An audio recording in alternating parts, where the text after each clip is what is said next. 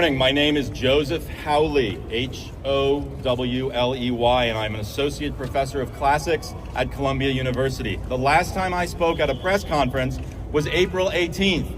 That day, police officers in crowd control gear entered our campus for the first time in decades and carried off dozens of students who were peacefully and quietly encamped on one of the enclosed lawns in front of our library, threatening no one. As I watched this unfold in horror, I was asked to speak at an emergency press conference alongside Mahmoud, who had just been asked to negotiate on behalf of the encampment.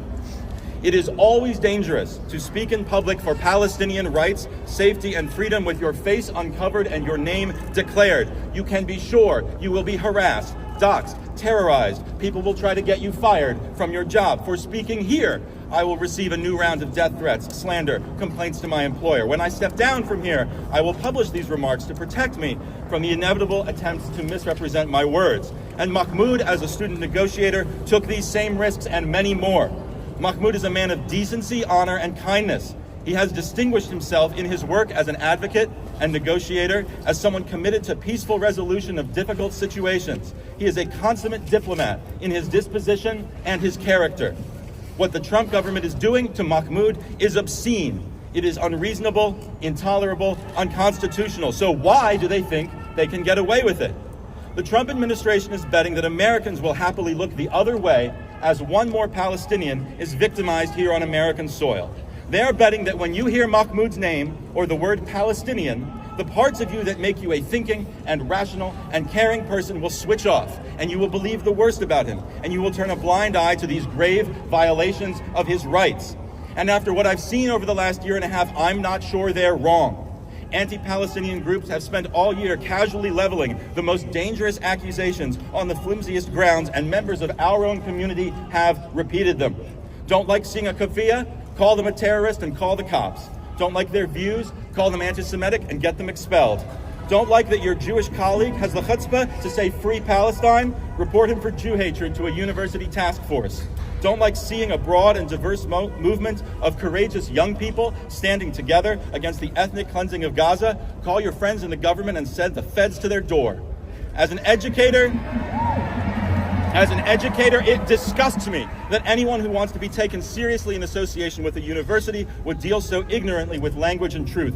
But more than that, I am ashamed as a Jewish person that this kind of slander has found currency in some parts of my own community in service of the racist and anti-Semitic Trump agenda. Trump's claim that this atrocity combats anti-Semitism is insulting.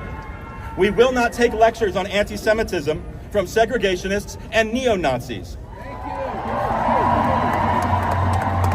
We will not allow a white supremacist president and his party to claim the mantle of Jewish safety as they shred the Constitution and spin outlandish legal theories to justify the suppression of dissent and the brutalization of those who oppose war and apartheid.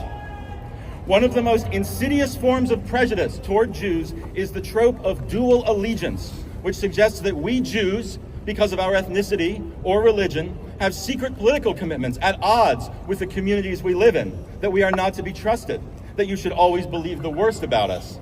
When Donald Trump sneers at globalists, this is what he means.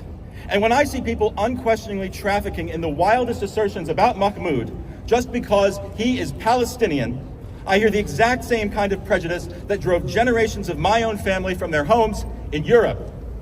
Anyone who spread the lies about Mahmoud that resulted in his detention should be ashamed. And if you find yourself believing whatever someone tells you about Mahmoud just because he is Palestinian or because he spoke up against a murderous war that you somehow still support, I can only implore you to scrutinize your own soul. Why are we here?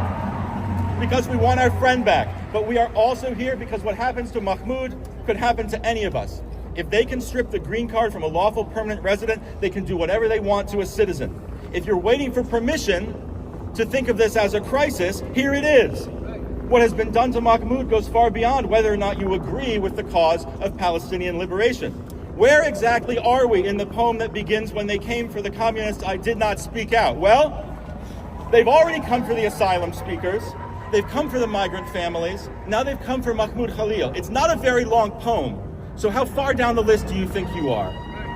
I've been proud to stand as a Jew beside Mahmoud Khalil and call for a free and just and peaceful Israel-Palestine. It is my honor now to stand before you and call on what remains of the United States government to do the right thing and free Mahmoud Khalil. Thank you.